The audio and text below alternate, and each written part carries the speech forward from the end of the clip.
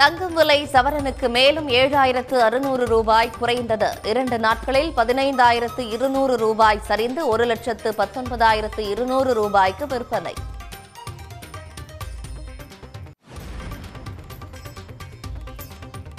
வெள்ளி விலை ஒரே நாளில் கிலோவுக்கு 85,000 ரூபாய் குறைந்தது. காலையில் கிராமுக்கு 55 ரூபாய் குறைந்த நிலையில் மாலையில் மேலும் 30 ரூபாய் சரிந்தது.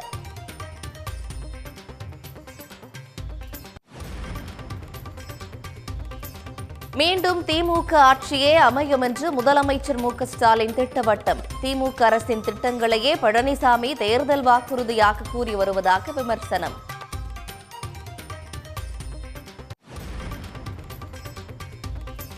இரண்டாயிரத்து 26-27 நிதியாண்டுக்கான ஒன்றிய அரசின் பட்ஜெட்டை நாளை தாக்கல் செய்கிறார் நிர்மலா சீதாராமன்.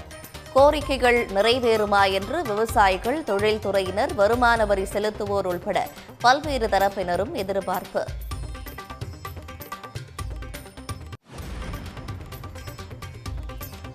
சிறார் பாலியல் குற்றவாளி எப்ஸ்டீன் கோப்புகளில் பிரதமர் மோடியின் பெயர் இடம்பெற்றது பற்றி காங்கிரஸ் கேள்வி. எப்ஸ்டீனிடம் பெற்ற ஆலோசனை என்ன என மோடி விளக்கமளிக்க பவன் கெரா வலியுறுத்தல்.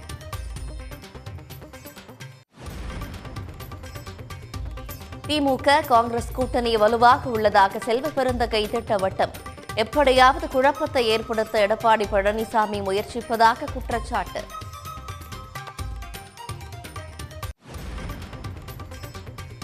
பழனி, திருச்செந்தூர் உள்பட தமிழ்நாடு முழுவதும் முருகன் கோயில்களில் தைப்பூச விழா கோலாகலம்.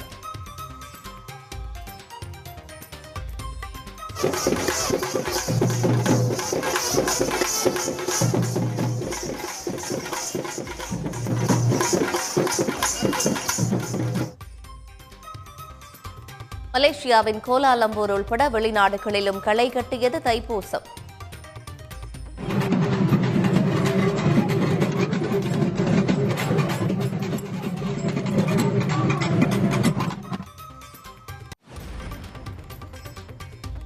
திமுக சார்பில் தமிழ்நாடு தலைகுனியாது பரப்புரை நாளை முதல் தொடக்கம். தமிழ்நாட்டை வஞ்சிக்கும் பாஜக அரசுக்கு எதிராக 234 தொகுதிகளிலும் பிரச்சாரம்.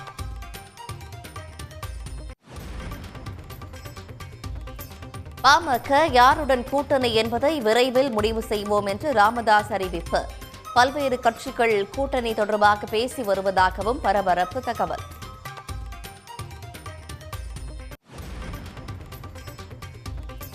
அன்புமணி தரப்புக்கு மாம்பழம் சின்னம் ஒதுக்கப்பட்டதை ரத்து செய்ய கோரிய வழக்கு. சென்னை உயர்நீதிமன்றத்தில் ராமதாஸ் தாக்கல் செய்த மனு மீது நாளை மறுநாள் விசாரணை.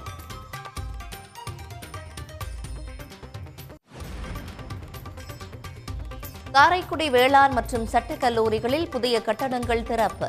மினி டைடல் பார்க்கையும் திறந்து வைத்தார் முதலமைச்சர் மு.க.ஸ்டாலின்.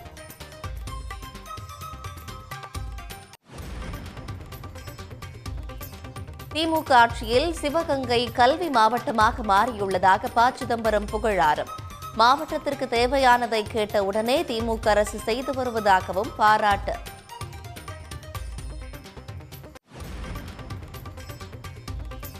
பாராமெடிக்கல் படிப்பிலும் நீட் தேர்வை திணிக்கும் ஒன்றிய அரசுக்கு கண்டனம். தமிழ்நாடு முழுவதும் திராவிடர் கழகம் சார்பில் ஆர்ப்பாட்டம்.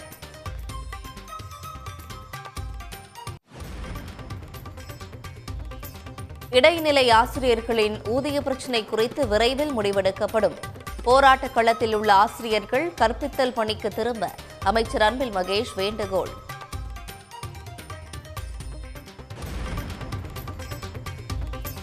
உதகையில் மீண்டும் நிலவும் உறைபனி. வெள்ளை கம்பளம் போர்த்தியது போல காட்சியளிக்கும் புல்வெளிகள்.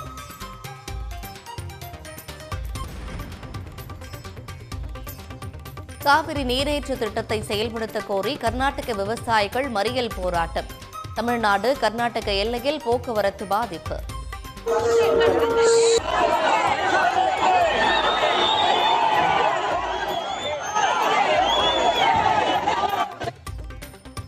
திமுக அரசின் திட்டங்களையே பழனிசாமி தேர்தல் வாக்குறுதியாக கூறி வருவதாக விமர்சித்துள்ள முதலமைச்சர் மு.க.ஸ்டாலின் மீண்டும் திமுக ஆட்சிதான் அமையும் என்பதில் எந்த சந்தேகமும் இல்லை என்றும் தெரிவித்துள்ளார்.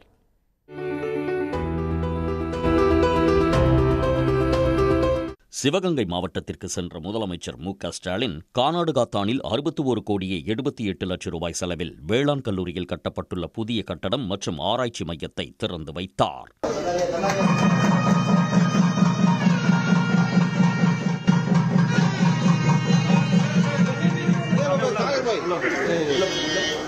இதனைத் தொடர்ந்து கடனிவாசல் பகுதியில் 100,45,00,000 ரூபாய் செலவில் அமைக்கப்பட்டுள்ள சட்டக் கல்லூரியையும் முதலமைச்சர் திறந்து வைத்தார்.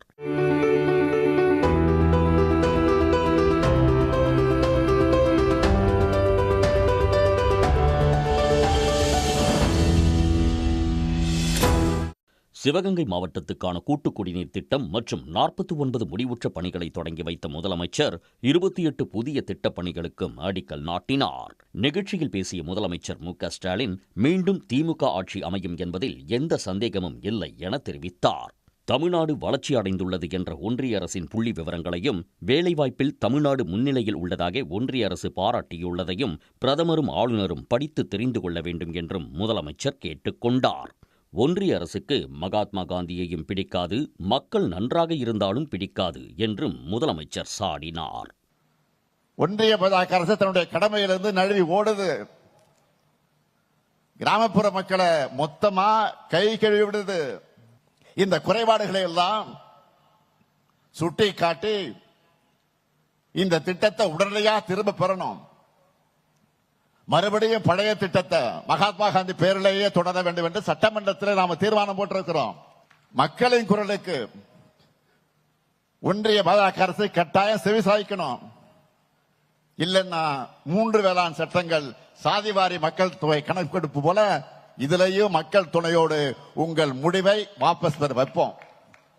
2011, 2016 ஆகிய தேர்தல்களில் கொடுத்த வாக்குறுதிகளை அதிமுக நிறைவேற்றவில்லை என்றும், குறிப்பாக சென்னை முதல் கன்னியாகுமரி வரை கடலோர சாலை திட்டம், ரேஷன் அட்டைதாரர்களுக்கு இலவச செல்போன், மக்கள் கூடும் இடங்களில் இலவச வைஃபை சேவை உள்ளிட்ட எந்த வாக்குறுதிகளையும் எடப்பாடி பழனிசாமி நிறைவேற்றவில்லை என்றும் முதலமைச்சர் குறிப்பிட்டார். தமிழ்நாட்டுக்காக குரல் கொடுக்க முடியாத 10 தோல்வி பழனிசாமி அவர்கள் நம்ம அரசு செஞ்சிட்டு இருக்கக்கூடிய திட்டங்களை காப்பி அடிச்ச புதிய வாக்குறுதிகள் அள்ளி வீசிட்டு இருக்காரு. இப்போ அவர் ஆட்சிக்கு வரப்போறதில்லை, அது வேறு விஷயம். அப்புறம் நேரத்தை வீணடிச்சிட்டு இருக்காருன்னு தெரியல. இதைத் தொடர்ந்து காரைக்குடியில் 30,50,00,000 ரூபாய் செலவில் கட்டப்பட்ட மினி டைட்டில் பூங்காவை முதலமைச்சர் திறந்து வைத்தார். மினி டைட்டில் பூங்கா மூலம் சுமார் 600க்கும் மேற்பட்ட தகவல் தொழில்நுட்ப வல்லுநர்களுக்கு நேரடி வேலைவாய்ப்பு உருவாகும். ஆபரண தங்கம் விலை கடந்த சில நாட்களாக கிடுகிடுவென உயர்ந்து வந்த நிலையில் இன்று 1 கிராம் 15,000 ரூபாய்க்கும் கீழே வந்துள்ளது. ஒரே நாளில் வெள்ளியின் விலை அதிரடியாக கிராமுக்கு 85 ரூபாய் சரிந்திருக்கிறது. உலக அளவில் பாதுகாப்பான முதலீடாக கருதி அதிக அளவில் நுகரப்பட்டதால் படிப்படியாக உயர்ந்து வந்த தங்கம் விலை ஜனவரி 2ஆம் தேதி 1 சவரன் 1,00,000 ரூபாயை தாண்டியது. ஒரு சில நாட்கள் மட்டும் சற்று விலை குறைந்த தங்கம் பெரும்பாலும் உச்சத்திலேயே பயணித்து வந்தது. நேற்று முன்தினம் பெரும் பாய்ச்சல் கண்ட தங்கம் விலை ஒரே நாளில் 9,520 ரூபாய் உயர்ந்ததால் சவரன் 1,34,400 ரூபாய் என்ற வரலாற்று உச்சத்தை அடைந்து நுகர்வோரை அதிர்ச்சியில் ஆழ்த்தியது. இருப்பினும் ஆபரண தங்கம் விலை நேற்று ஒரே நாளில் சவரனுக்கு 7,600 ரூபாய் குறைந்தது. இந்நிலையில் 22 கேரட் தங்கம் விலை இன்றும் சவரனுக்கு 7,600 ரூபாய் குறைந்துள்ளது. சந்தையில் 1 கிராம் 14,900 ரூபாய்க்கும் சவரன் 1,19,200 ரூபாய்க்கும் விற்கப்படுகிறது. கடந்த 2 நாட்களில் மட்டும் ஆபரண தங்க விலை சவரனுக்கு 15,200 ரூபாய் குறைந்துள்ளது. வெள்ளியின் விலை இன்று காலையில் கிராமுக்கு 55 ரூபாய் குறைந்து 1 கிராம் 350 ரூபாயாக சரிந்தது. இந்த நிலையில் மாலையில் கிராமுக்கு மேலும் 30 ரூபாய் குறைந்து 320 ரூபாய்க்கு விற்பனை ஆகிறது. ஒரே நாளில் 1 கிலோவிற்கு வெள்ளி விலை 85,000 ரூபாய் சரிந்துள்ளது. சதுப்பு நிலத்தை ஒட்டி 1 கிலோமீட்டர் தொலைவுக்கு கட்டுமான பணிகள் மேற்கொள்ள தேசிய பசுமை தீர்ப்பாயம் விதித்த தடைக்கு எதிராக சென்னை துறைப்பாக்கத்தில் குடியிருப்போர் நலச்சங்கத்தினர் கவன ஈர்ப்பு ஆர்ப்பாட்டத்தில் ஈடுபட்டனர். தேசிய பசுமை தீர்ப்பாயத்தின் தடையால் பள்ளிக்கரணை, துறைப்பாக்கம், பெருங்குடி உள்ளிட்ட பகுதிகளைச் சேர்ந்த பட்டா நிலத்தில் வசிக்கும் 1,00,000 குடியிருப்புகள் பாதிக்கப்பட்டுள்ளதாக குடியிருப்போர் நலச்சங்கத்தினர் தெரிவித்துள்ளனர். சுமார் 1 லட்சத்துக்கு மேலே குடியிருப்பு இருக்கிறார்கள். 5 லட்சத்துக்கு மக்கள் வைத்துக் கொண்டிருக்கின்றார்கள். அதனோட இந்த வீடு கட்டக்கூடாது என்று ஒரு சட்டம் போட்டாலோ மறு கட்டமைப்பு பண்ணக்கூடாது என்று சொன்னாலோ இந்த நிலத்தினுடைய கம்ப்ளீட் வேல்யூவும் குறைஞ்சு போகுது. ஆர்ப்பாட்டம் நடைபெற்ற இடத்திற்கு வருகை புரிந்த சோழிங்கநல்லூர் சட்டமன்ற உறுப்பினர் அரவிந்த் ரமேஷ் முதலமைச்சர் கவனத்திற்கு கொண்டு செல்லப்பட்டுள்ளதாகவும் அரசு அதிகாரிகள் உரிய நடவடிக்கை எடுப்பார்கள் என உறுதியளித்தார். கூட்டணி தொடர்பாக முடிவு எடுக்கவில்லை என்று பாமக நிறுவனர் ராமதாஸ் தெரிவித்துள்ளார். தைலாபுரத்தில் செய்தியாளர்களை சந்தித்த ராமதாஸ் பாமக சார்பில் போட்டியிட 4109 விருப்ப மனுக்கள் பெறப்பட்டதாக கூறினார். தொடர்ந்து பேசிய அவர் கூட்டணி தொடர்பாக பேசிக் கொண்டு இருப்பதாகவும் விரைவில் கூட்டணி குறித்து முடிவு செய்வோம் என்றும் தெரிவித்தார். கூட்டணி பற்றி இன்னும் முடிவு பண்ணல, விரைவில் முடிவு பண்ணுவோம். இப்போ கடந்த காலங்களை போல பாமக இப்போ அந்த கடந்த காலங்களை பெற்றது போல அந்த இடங்களை பெற முடியுமா? அதுக்கான சூழல் இருக்குன்னு நினைக்கிறீங்களா? நம்பிக்கையினுடைய அடிப்படையில் தான் உலகமே இயங்குது. அதனால கூட்டணி தொடர்பு யாராவது பேசியிருக்காங்க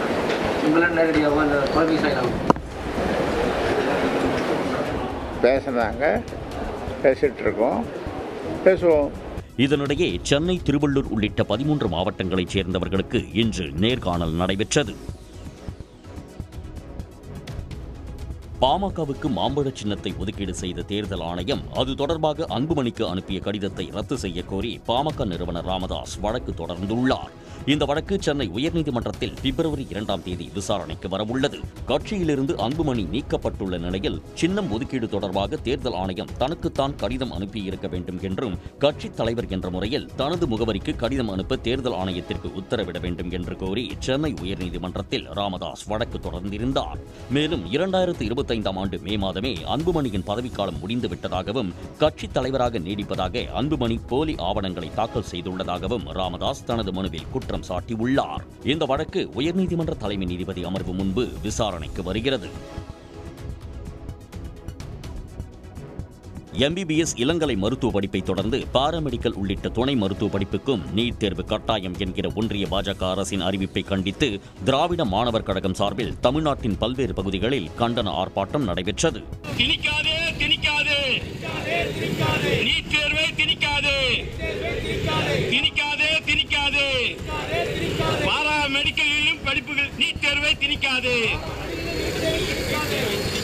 போராட்டம் போராட்டம் போராட்டம் சமதர்ம போராட்டம். இளங்கலை பாராமெடிக்கல், பிசியோதெரபி, ஆக்குபேஷனல் உள்ளிட்ட துணை மருத்துவ படிப்புகளுக்கு வரும் கல்வியாண்டு முதல் நீட் தேர்வு கட்டாயமாக்கப்பட்டுள்ளது.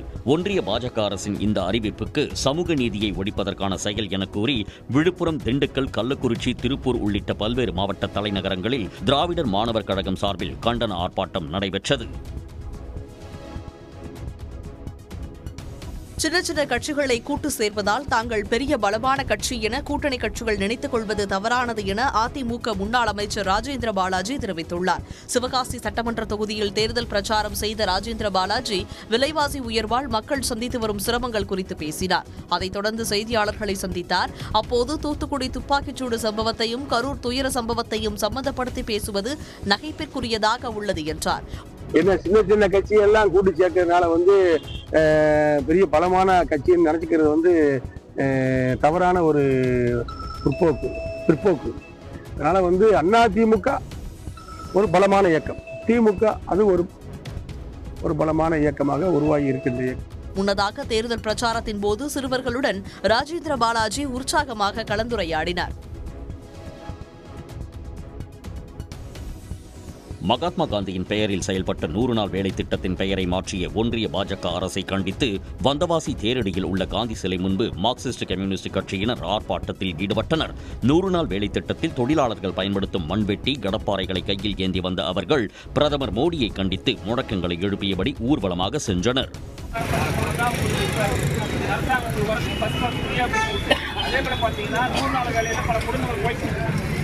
வேலையை முழுமையாக நிறுத்துவதற்கான மோடி அரசாங்கம் வேலையை மாற்றிட்டாங்க. மகாத்மா காந்தியோடைய பேர் இருந்தது 100 நாள் வேலையை 1000 வழியாக பேர் வச்சிருக்காங்க. அதே போல குறைந்தபட்ச கூலி 700 ரூபாய் தரணும் ஒரு நாளைக்கு.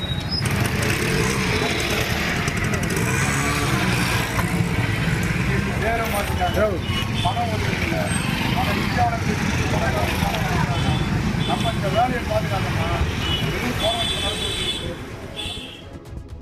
ஆர்ப்பாட்டத்தை தொடர்ந்து வந்தவாசி தேரடி வீதியில் உள்ள பஜாரில் ஒன்றிய பாஜக அரசின் மக்கள் விரோத திட்டங்களை விளக்கும் துண்டு பிரசுரங்களை சிறு வியாபாரிகளுக்கு வழங்கி மார்க்சிஸ்ட் கம்யூனிஸ்ட் கட்சியினர் பிரச்சாரம் மேற்கொண்டனர்.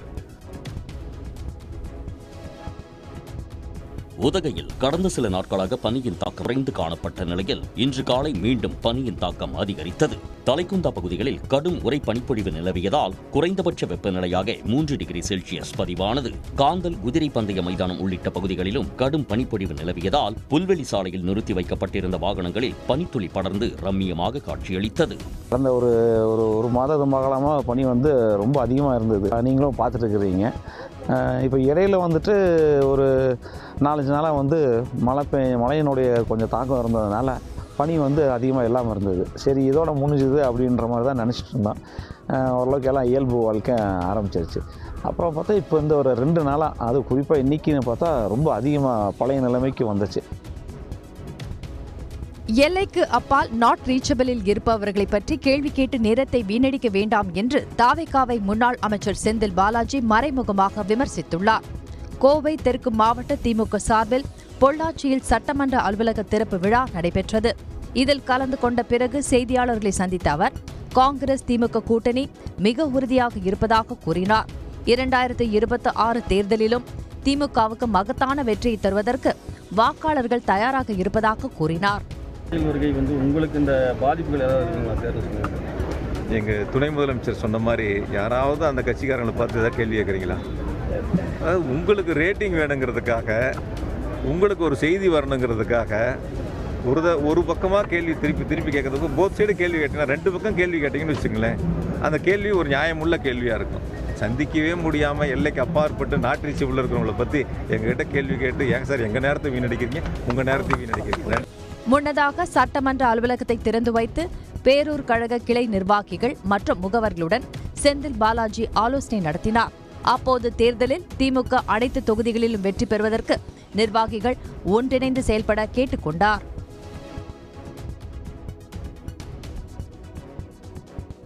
மகாராஷ்டிர துணை முதலமைச்சர் அஜித் பவாரின் மரணம் தொடர்பாக பல்வேறு சந்தேகங்கள் கிளப்பப்பட்டு வரும் நிலையில் விமான விபத்திற்கு 10 நாட்களுக்கு முன்பு அவர் சரத்பவாருடன் ஆலோசனை நடத்திய புதிய வீடியோ ஒன்று வெளியாகி உள்ளது. ஜனவரி 17ஆம் தேதி நடைபெற்றதாக கூறப்படும் இந்த சந்திப்பின் போது தேசியவாத காங்கிரஸை ஒன்றாக இணைப்பது தொடர்பாக இருவரும் கலந்து ஆலோசனை செய்ததாக கூறப்படுகிறது. உள்ளாட்சி தேர்தல் முடிவுகள் வெளியிடப்பட்டதும் கட்சிகள் இணைப்பு குறித்து பொதுவெளியில் அறிவிக்க இருந்ததாக தெரிகிறது. இந்த சூழலில் ஜனவரி 28ஆம் தேதி புனே அருகில் உள்ள பாராமதி என்ற இடத்தில் விமானம் விழுந்து நொறுங்கி அஜித் பவார் உயிரிழந்தார். மகாராஷ்டிராவில் ஆளும் பாஜக கூட்டணியில் உள்ள அஜித் பவார் 2ஆக உடைந்து கிடக்கும் தேசியவாத காங்கிரஸ் கட்சியை இணைக்கும் முயற்சியில் இருந்ததாக கூறப்படுகிறது. இதற்கு கட்டியம் கூறும் வகையில் சரத்பவார் அஜித் பவார் சந்தித்ததற்கான வீடியோ வெளியாகி உள்ளது.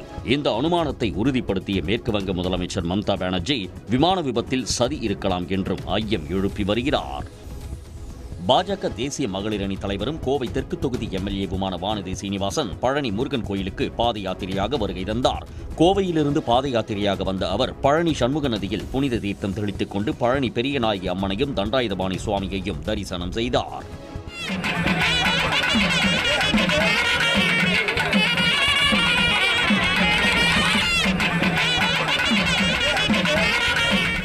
இதனைத் தொடர்ந்து செய்தியாளர்களை சந்தித்த அவர் புனித நதியான சண்முக நதி சுகாதார சீர்கேடாக உள்ளதாக குற்றம் சாட்டினார். இன்று சண்முக நதிக்கு சென்று அந்த தீர்த்தத்தை எடுக்கலாம் என்று பார்த்தால் அது முழுக்க சுகாதாரத்திற்கு சீர்கேடான ஒரு சூழ்நிலையில் இருப்பது மட்டுமல்ல, அந்த நீரை கூட புனித நீர் என்று பக்தர்கள் தெளிக்க முடியாத ஒரு சூழலில் இருக்கிறது.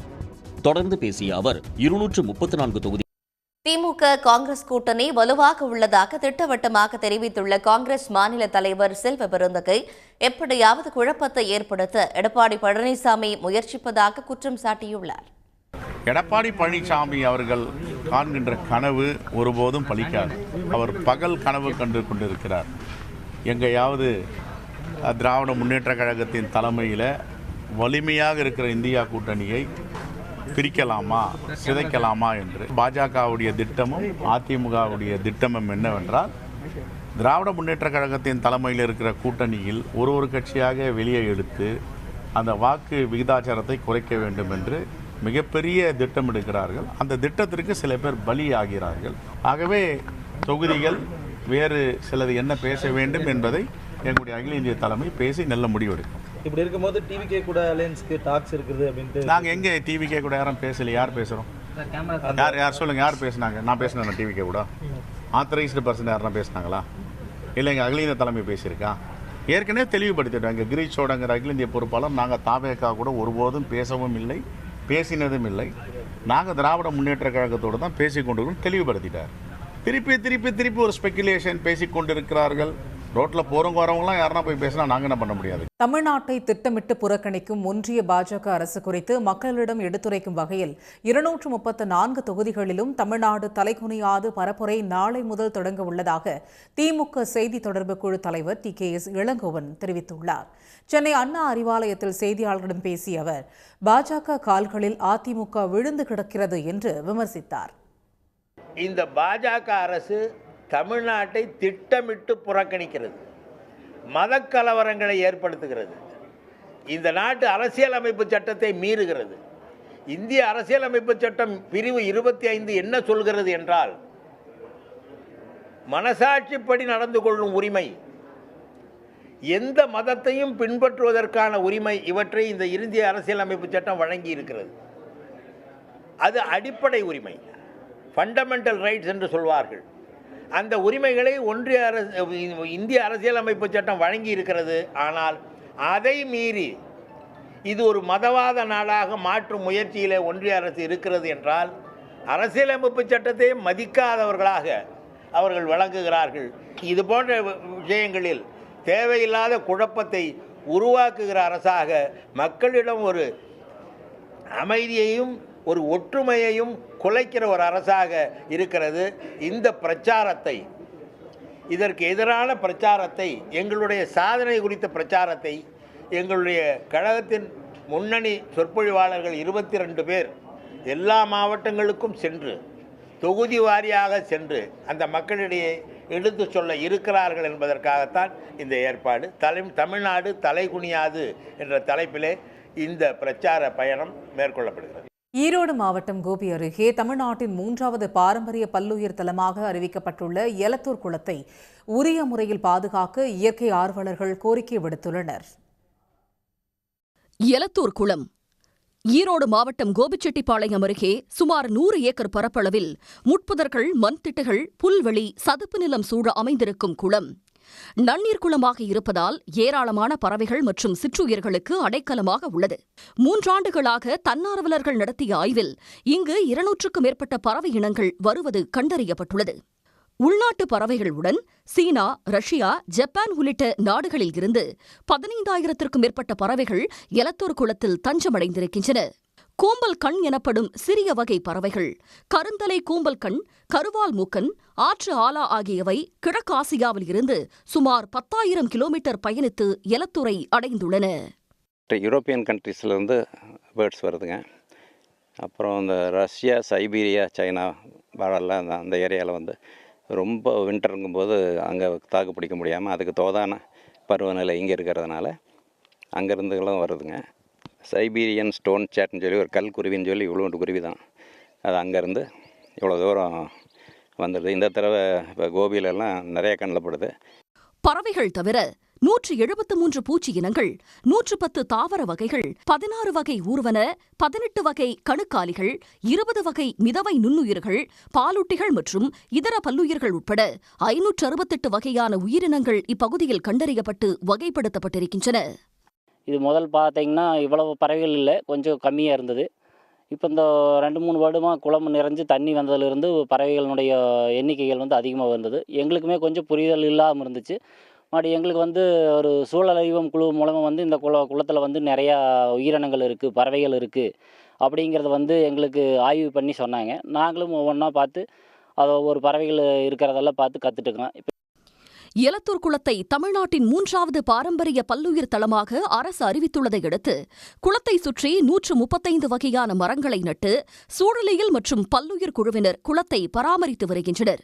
ஆனால் கடந்த சில மாதங்களாக நம்பியூர் பகுதியில் இருந்து மழைநீர் ஓடை வழியாக கழிவுநீர் வருவதாக கூறும் ஆர்வலர்கள் இதனால் எலத்தூர் குளம் அசுத்தமடைந்து வருவதாக கவலை தெரிவிக்கின்றனர்.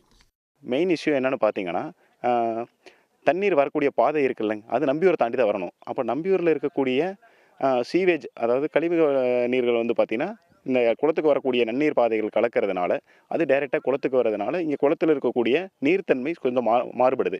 இதை கண்ட்ரோல் பண்ணால் இன்னும் கொஞ்சம் நல்லாயிருக்கும். தென் இன்னும் ஒரு சில விஷயங்கள் நடந்துகிட்டு இருக்கிறது என்னென்னு பார்த்தீங்கன்னா, உள்ளுக்குள்ளே வந்து நிறைய இல்லீகல் ஆக்டிவிட்டிஸ் நடந்துகிட்ருக்கு இந்த குளத்துக்குள்ளே. ஃபார் எக்ஸாம்பிளுக்கு ட்ரிங்க்ஸ் ஆகட்டும், மணல் இதாகட்டும், இதெல்லாமே போயிட்டு தான் இருக்குது. பட் எங்களால் பிஎம்சினால் நாங்கள் முடிஞ்ச வரைக்கும் நாங்கள் கண்ட்ரோல் பண்ணிட்டு தான் இருக்கோம். இதே ஃபாரஸ்ட் டிபார்ட்மெண்ட்லேருந்து ஓரளவுக்கு சப்போர்ட் கிடச்சிட்ருக்கு. இன்னும் கொஞ்சம் கிடைச்சா நல்லாயிருக்கும். குளத்தில் கழிவுநீர் கலப்பதை தடுப்பதுடன் வனத்துறையினர் மூலம் பறவை வேட்டைக்காரர்களை கண்காணித்து நடவடிக்கை எடுக்க வேண்டும் என்றும் பறவை ஆர்வலர்கள் கோரிக்கை விடுத்துள்ளனர்.